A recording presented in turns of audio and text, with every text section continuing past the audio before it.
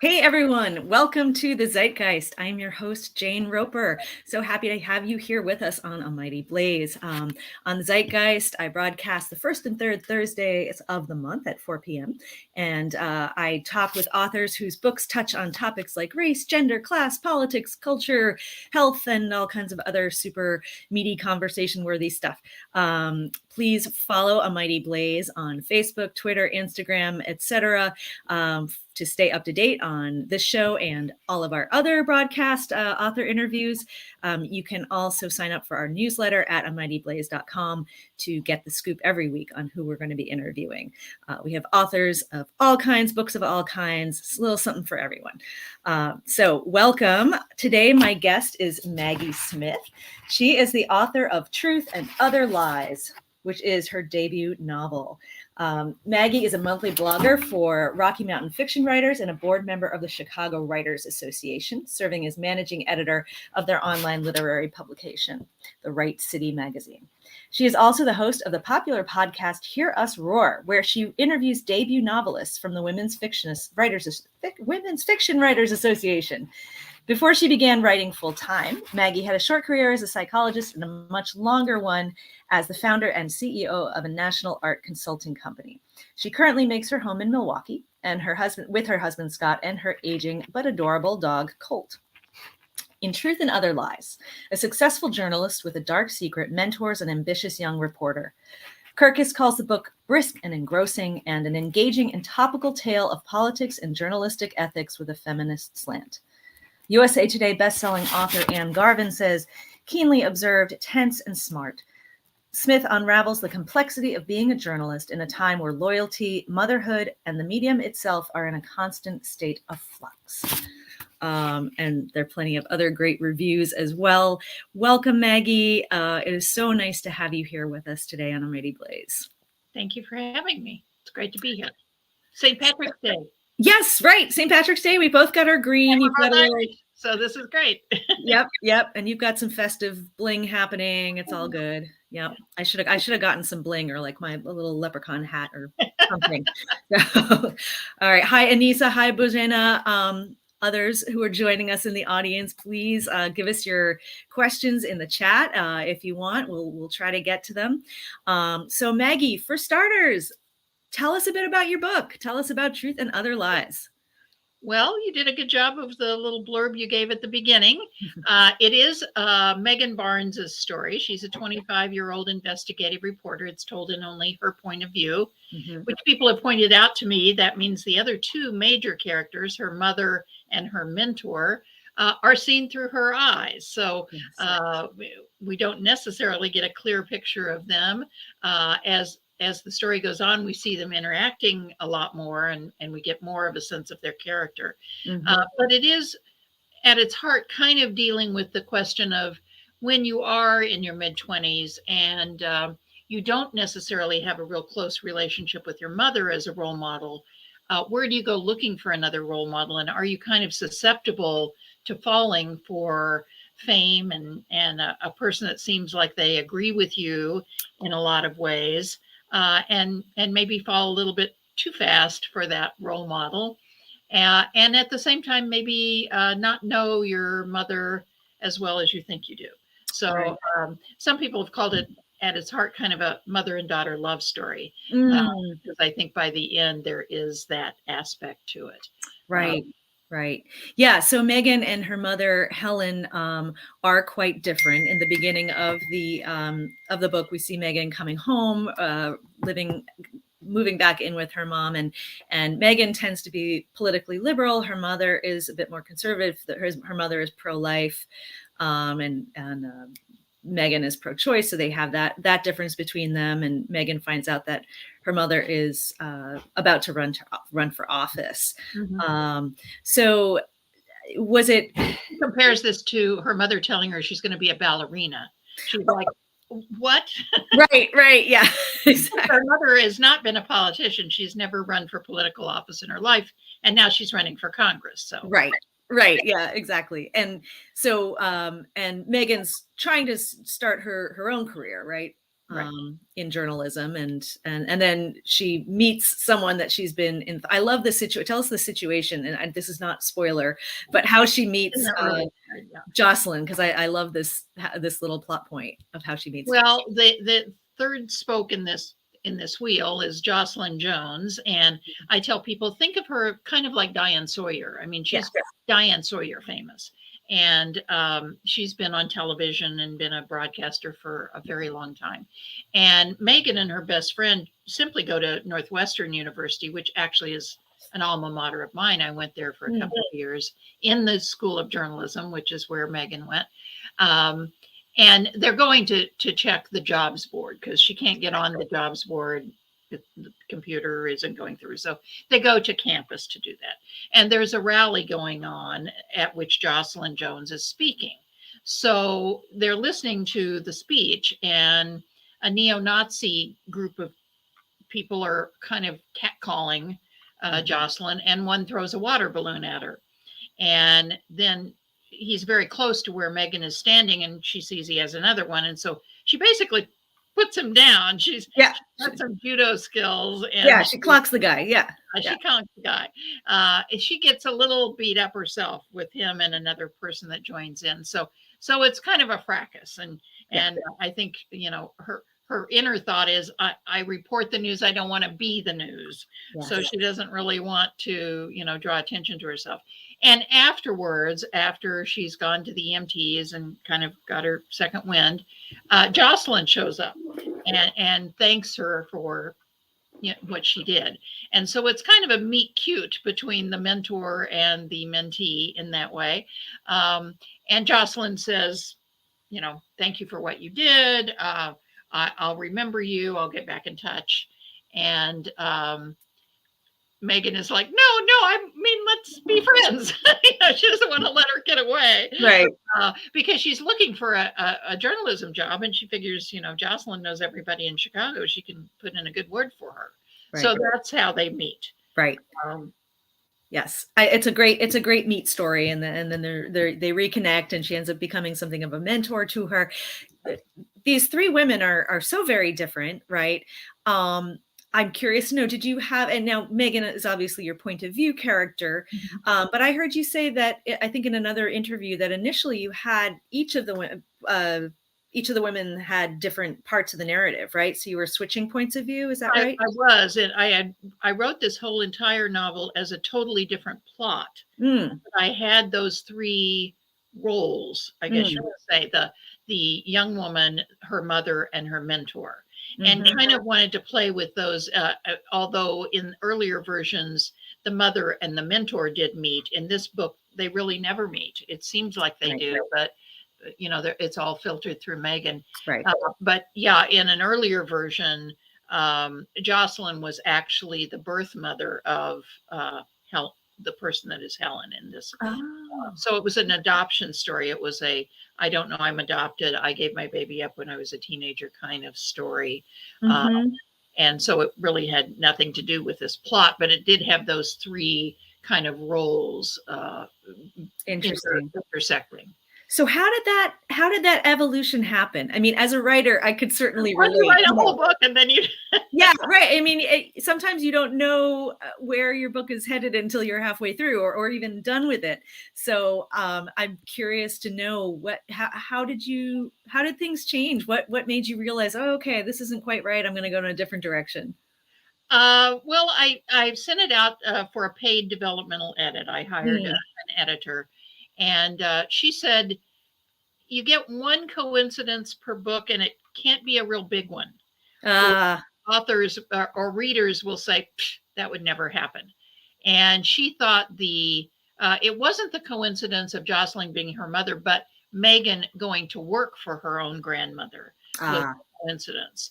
And so as I kind of began working it around, I also got the advice from that same editor that for a brand new novel, perhaps doing different points of view, 3 different points of view was a bit much to take on. And maybe I could pick one of those and still write the story. So I experimented with that a little bit, and out came this. And I had worked for a couple of years on the other version. And this one came out in 6 months once I said, oh, I'm tired of fiddling with this. I want to have a novel that I can. Right. So Some I point you're put just like, my nose to the grindstone and created this one. And it still had a lot of editing and revising to go, but I did totally change the plot and just put them in different interactions. Right. So your point of view, I mean, it is funny how that happens, and you get to a point you're like, all right, I got this. I'm gonna just power through, and that feels good. Now so Megan is 25 years old. Yeah. Now, you're obviously not 25, maybe 27 I'm or not. 28. Yeah, 27, 28, maybe, just like me. What was it like writing a young woman like that? Because I try to think about, oh my gosh, I feel like if I tried to write a 25-year-old, I'd make them say all the wrong things, or I don't know, it'd be hard to get back in that mindset. So how did you get yourself back in that young woman? Yeah, I guess readers will have to say, readers that are 25 to 30 will have to say whether I did that or not. Yeah. I do have a 24-year-old stepdaughter, so I was occasionally going, I know you wouldn't say cool. What would you say instead of cool? Or, I'd read a passage and say, is that something that would, you would have? But I also, channeled myself at 25 because this I felt like was a somewhat of a conflict I had lived through. I had looked for role models with older women. And I also kind of tried to get back in touch with what it's like to be that age when everything is so new. And when you don't have all the decisions that later you've made that put you on certain paths and kind of close out other paths, but it all really is open to you, all those opportunities. And so try to get back in touch with what are you looking for at that age and what are all the decisions that are coming your way. So between those two, that was kind of how I did that. That makes a lot of sense. sense. I also had to kind of channel a 49-year-old, right, new politician, and was a mother, overprotective mother, and I haven't been a mother other than a stepmother. I wasn't a biological mother, and I also had to channel a 65-year-old at the end of her career, who is afraid of losing things, not gaining things. She's in exactly the diametric opposite position of Megan. Yeah, I love that about the book, how you have women at these three very different phases of life, and I think you sum that up so well. This idea, when everything is in front of you versus when a lot of stuff is behind you, and you don't, you want to have a legacy that's positive and keep things from coming out that might threaten that. Well, I love interestingly, Jocelyn at 65 did not grow up in the social media. When she was 25, there wasn't social media. Right. And so now although she's of course aware of social media. Right. It's threatening to her that something that she doesn't quite understand or she didn't grow up with could take this all away from her in such a short period of time after she's worked so hard to build her reputation over the years. Yes, she gets targeted by a Twitter troll who's saying, I know something about you. And it is amazing that the way that social media has the way it can reveal things about people that wouldn't have been revealed in the past. And there's both positives and negatives to that. So going back a little bit, you were saying before that you remember as a young woman looking for mentors in older women. Was that one of the kernels of inspiration for this book, that you wanted to explore that? Yeah, it was. I did not have a close relationship with my mother. I have friends who call their mother every day, and that was never the relationship I had with her. And I tell people, I think I said no when I was 2, like you do, and then I just kept saying no. My life. And also, I think it felt I was the oldest of 3, and it did feel like nothing was ever good enough, or I certainly had to achieve to be good enough to earn her love. And so I think I also channeled that a little bit in Megan, of part of why she falls so quickly not in love, but for Jocelyn, is that she makes her feel special. She makes her piece of jewelry. She really compliments her. They seem to have a lot in common, and as opposed to her mother. So I think that also was something that I felt like when I began getting role models, is that look at how much I have in common with these people. It's just, I don't have in common with my mother. Right. So that certainly was a kernel of it as well. Yeah. Have you read The Feminine Persuasion by Meg Wolitzer? I did, because when I was writing this, it came out. And within, a week, I was getting flooded with friends saying, "Oh my gosh, Meg Wolitzer has written your book." Yeah. Well, yeah, it's pretty different, but it does have that mentor. It does have a lot in common. Yeah, I thought of that as I was reading, and yeah, she likewise, we both have a lot in common with Devil Wears Prada. Which has, more people know from the movie than the book, but was book too. And I quickly went and got Meg's book and read it and said, "Oh, it's very different."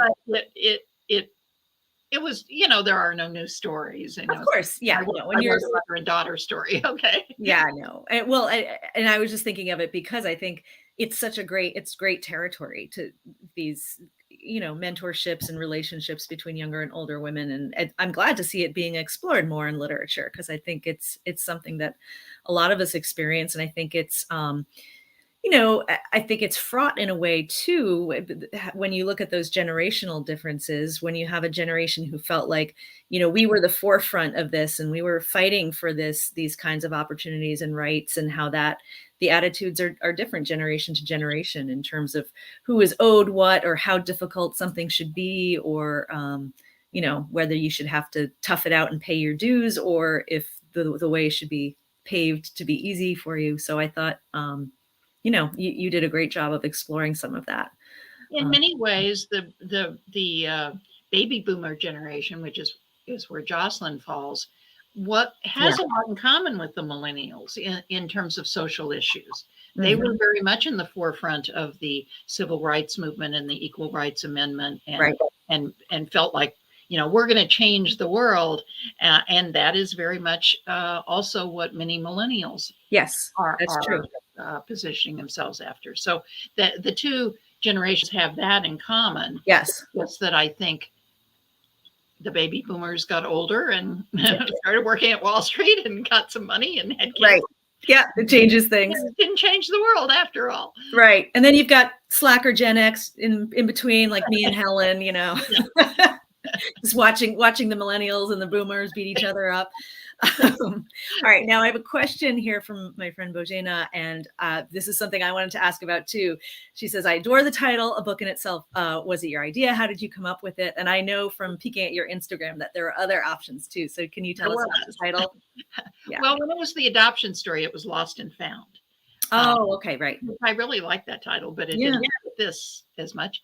And then it was Boomerang, which is in the first sentence of the book, because Megan kind of refers to herself as a boomerang, the child that goes away and then has to come back home to live with tail between their legs. Right. I'm very analytical sometimes, and I just went through women's fiction books and copied down a lot of one words that seemed to have something to do with this book, and came up with this. So there really wasn't a kind of a secret to it. I just experimented with it a little bit, and I also looked at how long book titles were, and now there's this whole trend toward really, really long titles. Yes, there is. Yeah, just out or coming out. This like this would never happen if Prince was alive. That's the title of the title. But I wanted it to be not one word. Well, boomerang was one word, but I thought 3 or 4 words was about where I wanted to land. Yeah. And so this seemed to be kind of catchy, and definitely. Yeah. And it speaks to the themes in the book about, what is truth, and it turns it a little bit on its head. Definitely. It also, one thing it evokes for me is thinking about, in the book, Megan is kind of often finds herself wrestling between what her gut tells her or what feels true on an emotional level versus what is true on a factual level. Right. And sort of as a journalist, she needs to be beholden to the facts, and yet she's human as well. Yeah. So, so sometimes she comes off a little naive, like, why doesn't she realize that if she's really a reporter, why is she acting so emotional about this? Yeah. But now we eventually see some of the reasons that might be. Right. And reporters are human beings just like anybody else, so they have their own prejudices that you said you studied journalism briefly. I was curious what kind of background, if you had to do a lot of research into the journalism world for this book. I went for a couple of years to Medill School at Northwestern's, and I had been the editor of my school newspaper when I was a senior in high school. So I had those 3 years of journalism. And then I read a lot, and I did have a couple of beta readers that were reporters or freelance reporters that I had run this by. And then I actually got a blurb from Hank Ryan, not because of her being a thriller writer so much as her being an investigative reporter. So I wanted to have her check it out as well. So yeah, I was interested in that. I didn't actually, Megan in the book functions much more from as a PR person. And that I felt like I had some background from marketing the book or being aware of the marketing of other people's books. Yes. Yeah. And I want to get to a couple questions, but on that point, so you have a podcast where you interview debut authors, and I'm guessing that was educational for you in a way. Yeah, as you got ready to launch your debut novel. So, what were some of the good nuggets of wisdom that you gleaned along the way, that or about launching a book or anything? What are some of the things that you feel like you picked up from the podcast that were useful for you? Well, other than nitty gritty things, I think the biggest one, well, two big things. One is the perseverance, the simple fact of all these women, and there've been 130 of them now that I've done an interview with, found a way to publish their novel. It was their first novel. In many cases, they went with a smaller press. Some went with a hybrid press where they put up some money as well. Some indie published, so that they put up all the money. Some were with the big four. Some were with imprints of the big four. So they found a way to do it. Some of them had agents. Some of them did not. Some of them had agents that couldn't sell their books. So then they had, some of them had agents that sold their book, and then their publisher went under. Right. My case, I didn't have an agent, but my first publisher went under. So it was just simply the perseverance of, I am going to do this one way or the other. And the other one was how they really depended on the writing community. And I think that's part of what the podcast does as well, is it's a way for them to publish, to publicize their own work. Right. And it's a way for the organization, WFWA, to get the outreach out to people that might want to join the association. But it's also a way to give back to the community and say, if you're a beginning writer, listen to these. You'll get some hints of what it's like and what you might avoid. And I think everybody is very willing, at least in this association, to help other people with both knowledge and cheerleading support. So I think those two things, the support that you get from a writing community, be it a local roundtable or a, more of an online community like this, and the perseverance, it takes a lot of perseverance to write a novel. You really have to, go into a room, close the door, put your butt in the chair, and stay there for a really long period of time.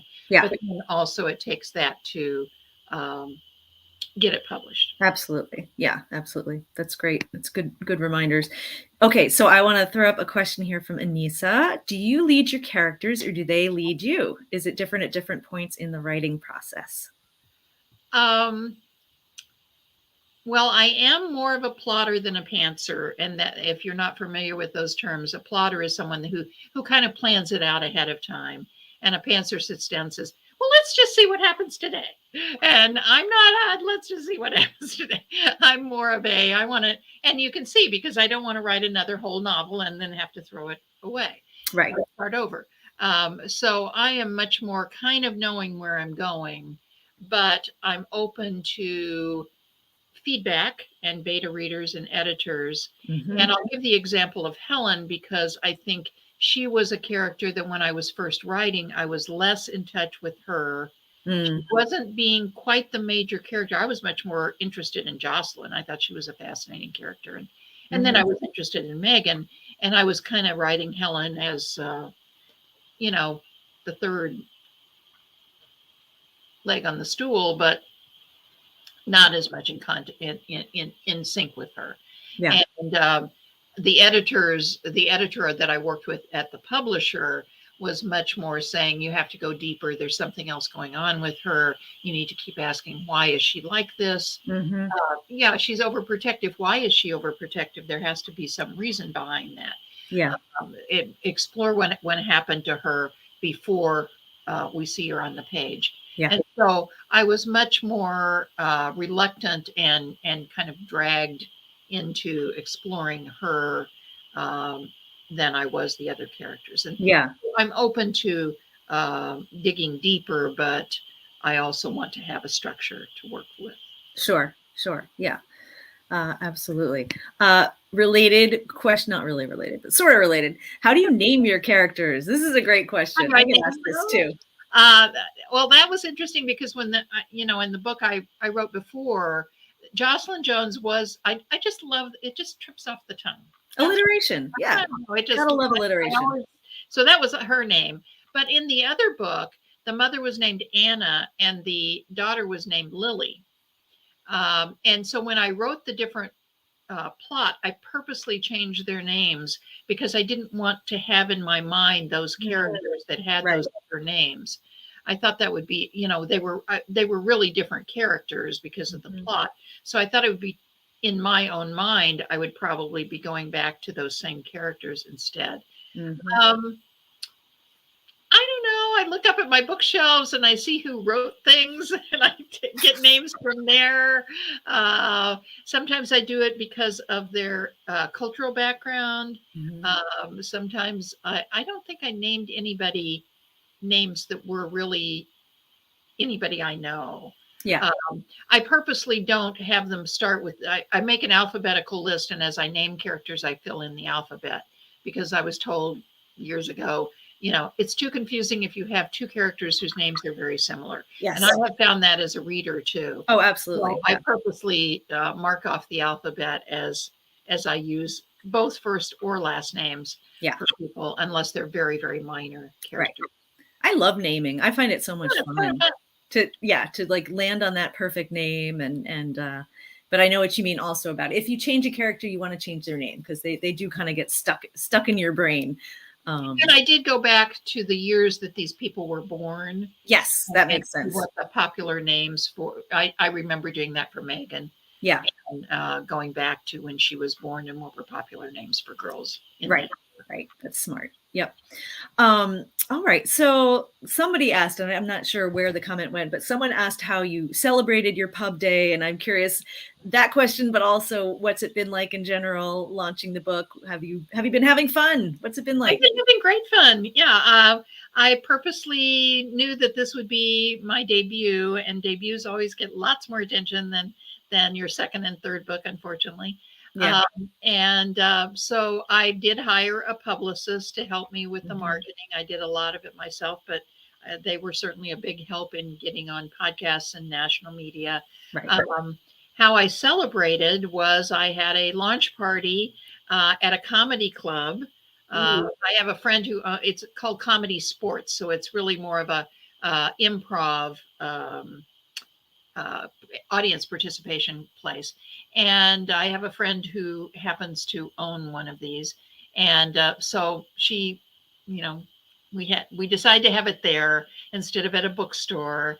And we had about 50 or 60 people. We played a truth and lie about me. She read off statements about me, and people had to stand or sit depending on whether it was whether it was true or a lie. And then we gave away prizes. And I was interviewed by a friend of mine who's a writing coach. I answered questions. I didn't, instead of reading from the book, I read the acknowledgments, because a lot of the people in the acknowledgments were there in the audience. They were family and friends.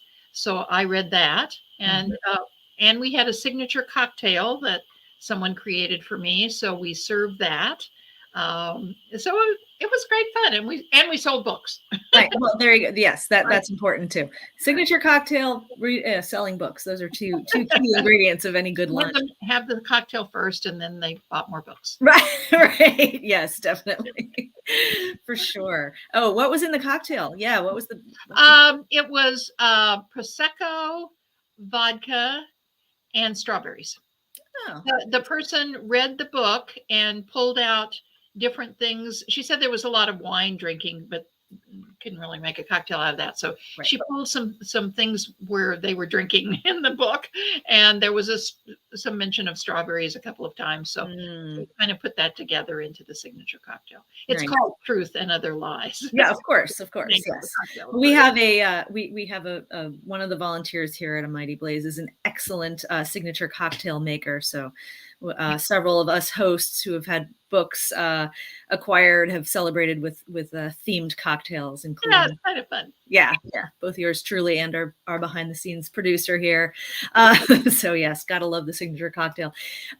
So what's next for you? Are you going to be working on another book? I've already written half of another book. It's more of a psychological suspense. It's a assistant district attorney who is hunting down the person stalking her and her teenage daughter, only to wind up arrested for murder when he turns up dead. Oh, wow.